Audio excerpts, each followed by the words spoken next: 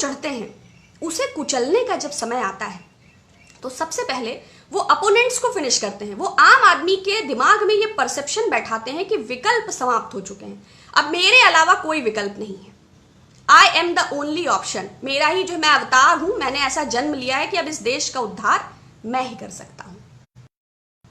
और इसके लिए वो मीडिया का सहारा लेते हैं, वो रेडियो का सहारा लेते हैं, वो मॉकरी शोज का सहारा लेते हैं, वो मूवीज का सहारा लेते हैं, वो सेलिब्रिटीज का सहारा लेते हैं, वो प्लेयर्स का सहारा लेते हैं और अपनी छवि को प्रोजेक्ट करते हैं।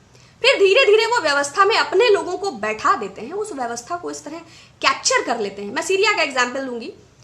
पब्लिक अनरेस्ट से जो हालात पैदा हुए, सद्दाम हुसैन भी बाथ पार्टी का मेंबर था, बशर अल असाद जिनकी गवर्नमेंट वहां रही, अभी तो एग्जाइल गवर्नमेंट है, टर्की से गवर्न होती है, जैसे धर्मशाला हमारे तिब्बत जैसे गवर्न होता है। तो पब्लिक अनरेस्ट था जो बाद में रिलीजियस वॉर में कन्वर्ट हुआ। तो ये जो तानाशाह होते हैं, इनके एक किसी स्पेशल समुदाय से नफरत करते नहीं है, नफरत के बीज बोते हैं, ऐसा शो करते हैं कि बहुसंख्यकों के हम हितैषी हैं। बाद में वो बहुसंख्यकों को उन अल्पसंख्यकों का माध्यम बनाकर, बहाना बनाकर भयभीत करते हैं। ये भय की शुरुआत है, ये लोकतंत्र में एक नई व्यवस्था की शुरुआत है। तो देखिए, बायोकेमिकल वेपन्स सीरिया में उन्होंने अपनी ही जनता के खिलाफ इस्तेमाल किए थे। आज एनकाउंटर है, कल कुछ और होगा। वो शिया थे और 83% पॉपुलेशन वहां पर सुन्नी थी। सेम इराक के केस में था, सद्दाम सुन्नी थे और वो शिया डोमिनेट, शिया मीन्स प्रॉफिट मोहम्मद्स ब्लड लाइन। तो उन्होंने वहां पर सुन्निज्म को लागू करने के लिए किया।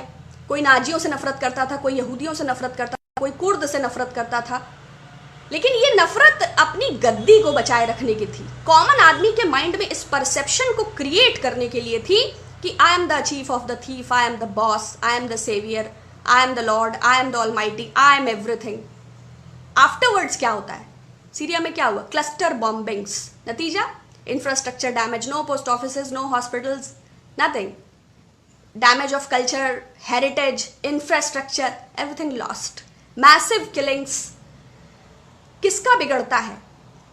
जो टाइम पे अपना टैक्स देते हैं, जो सुबह शाम चुपचाप अपनी नौकरी करते हैं। तो विकास दुबे के एनकाउंटर से संदर्भ में जो ईमेल्स आ रहे हैं, बहुत स्पष्ट शब्दों में मैं कहना चाहती हूं कि टीवी, रेडियो और अन्यत्र मीडिया के माध्यम से पूरी स्क्रिप्ट जो है वो क्रिस्टल क्लियर है।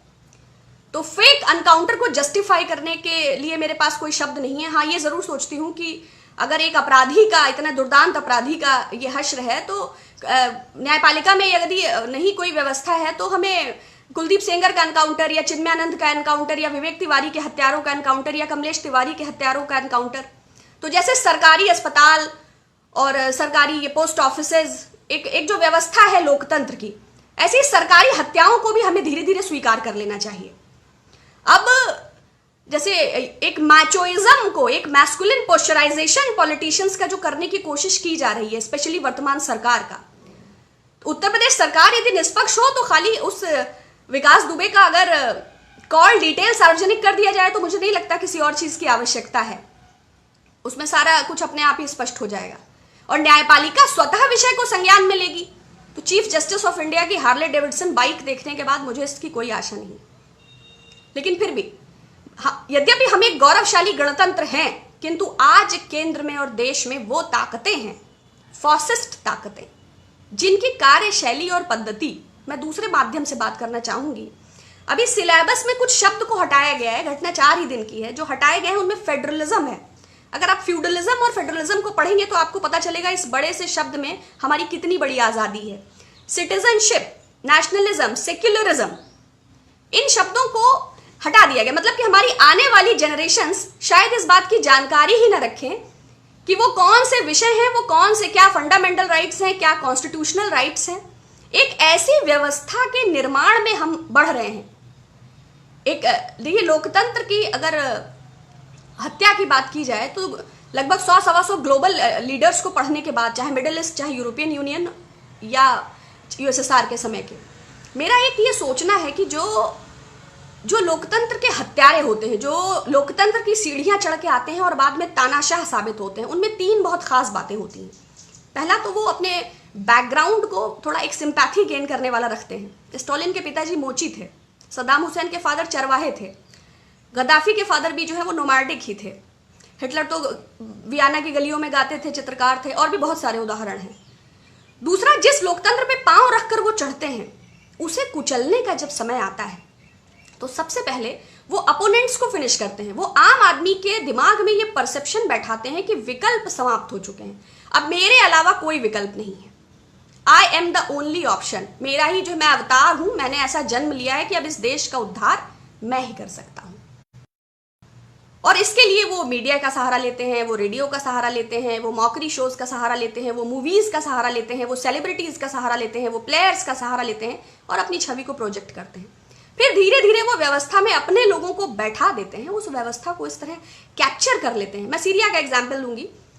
पब्लिक अनरेस्ट से जो हालात पैदा हुए, सद्दाम हुसैन भी बाथ पार्टी का मेंबर था, बशर अल असाद जिनकी गवर्नमेंट वहां रही, अभी तो एग्जाइल गवर्नमेंट है, टर्की से गवर्न होती है, जैसे धर्मशाला हमारे तिब्बत जैसे गवर्न होता है।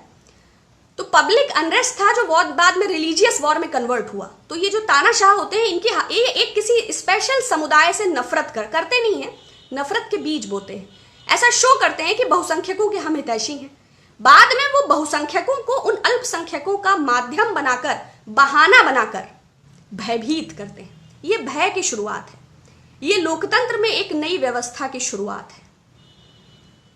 तो देखिए, बायोकेमिकल वेपन्स सीरिया में उन्होंने अपनी ही जनता के खिलाफ इस्तेमाल किए थे। आज एनकाउंटर है, कल कुछ और होगा। वो शिया थे और 83% पॉपुलेशन वहां पर सुन्नी थी। सेम इराक के केस में था, सद्दाम सुन्नी थे और वो शिया डोमिनेट, शिया मीन्स प्रॉफिट मोहम्मद्स ब्लड लाइन। तो उन्होंने वहां पर सुन्निज्म को लागू करने के लिए किया। कोई नाजियों से नफरत करता था, कोई यहूदियों से नफरत करता था, कोई कुर्द से नफरत करता था, लेकिन ये नफरत अपनी गद्दी को बचाए रखने की थी। कॉमन आदमी के माइंड में इस परसेप्शन को क्रिएट करने के लिए थी कि I am the chief of the thief, I am the boss, I am the saviour, I am the lord, I am the almighty, I am everything. Afterwards क्या होता है? सीरिया में क्या हुआ? Cluster bombings. नतीजा, infrastructure damage, no post offices, no hospitals, nothing. Damage of culture, heritage, infrastructure, everything lost. Massive killings. किसका बिगड़ता है? जो टाइम पे अपना टैक्स देते हैं, जो सुबह शाम चुपचाप अपनी नौकरी करते हैं। और जेनरेशंस हैव टू पे, पीढ़ियां इसकी सजा अदा करती हैं। जो लोग हमारे पाठ्यक्रम में परिवर्तन कर हमारे अधिकारों के दमन की शुरुआत कर रहे हैं, बहुत सारे उदाहरण हैं, बहुत सारे। अगर बहुत मैं डिटेल में जाऊंगी और ग्लोबली अगर हम इस पर बात करेंगे, सीरिया के प्रेसिडेंट को रशिया का सपोर्ट था। अपोजिशन में 75 टेररिस्ट ऑर्गेनाइजेशन थे, एक दो नहीं, है ना। उसमें अल नुसरा भी था, उसमें अल बगदादी भी था, उसमें अल कायदा की भी ब्रांच थी, उसमें मुस्लिम ब्रदरहुड भी था, उसमें इस्लामिक स्टेट भी था। इस्लामिक स्टेट कहाँ हुआ? इराक में। बैकअप किसका? अमेरिका। मुस्लिम ब्रदरहुड हुस्नी मुबारक के बाद जब डेमोक्रेसी वो लाए, बैकअप किसका? इजिप्ट का। Finally Turkey. इजिप्ट और टर्की के बैकअप से मुस्लिम ब्रदरहुड। तालिबान का जिक्र नहीं करूंगी मैं। तो 75 जब बशर अल असाद हारने चलते हैं तो रशिया उनको अपने नए नए आधुनिक वेपन्स देता है कि नहीं नहीं लड़ो। जब उधर ओपोनेंट को समस्या होती है, फ्री जो आर्मी है उनकी और जो और टेररिस्ट ऑर्गेनाइजेशन, फौरन अमेरिका अपने नए नए वेपन्स देता है। नुकसान किसका है? नुकसान उन लाखों लोगों का जो शरणार्थी कैंपों में है, जो जॉर्डन में शरण ले रखी है, जो टर्की में पड़े हैं, जो लेबनान में हैं, जो अल्जीरिया में हैं, जो जर्मनी में हैं, जो भागे भागे टेंट में अपने रह रहे हैं।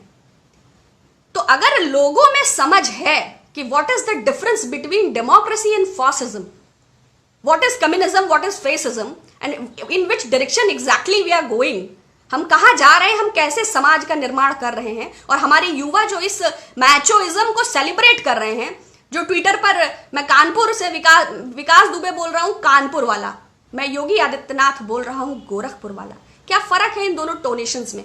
क्या आप अपने बच्चों को ऐसा बनाना चाहते हैं?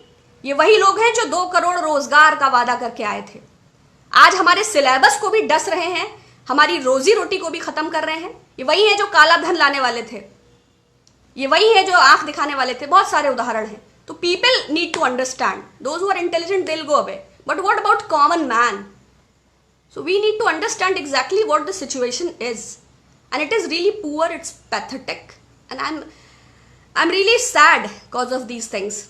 I don't have much to explain about it, क्योंकि धीरे धीरे चीजें गल रही हैं, लेकिन अभी शुरुआत है। अभी हमारी कंट्री में भी क्लस्टर बॉम्बिंग्स हों, वेपन्स आए, टैंक्स आए, नए नए मैसिव किलिंग्स हों, डिप्लॉयमेंट्स हों, तो लोगों को समझना है। मेरा कोई पर्सनली ऐसा और ओपिनियन नहीं है, मैं बस प्रेयर करती हूँ कि मेरे कंट्री के फेवर में हो, अच्छा हो। हमारे जो राइट्स हैं, जो हमने एक मजबूत व्यवस्था खड़ी की है 70 सालों में, जो लोगों की आस्था है, उनके लिए। अगर आपने अभी तक हमारा चैनल सब्सक्राइब नहीं किया है तो सब्सक्राइब करें और घंटी का बटन बिल्कुल भी दबाना ना भूलें ताकि सभी लेटेस्ट खबरें पहुंच सकें आप पे सबसे पहले।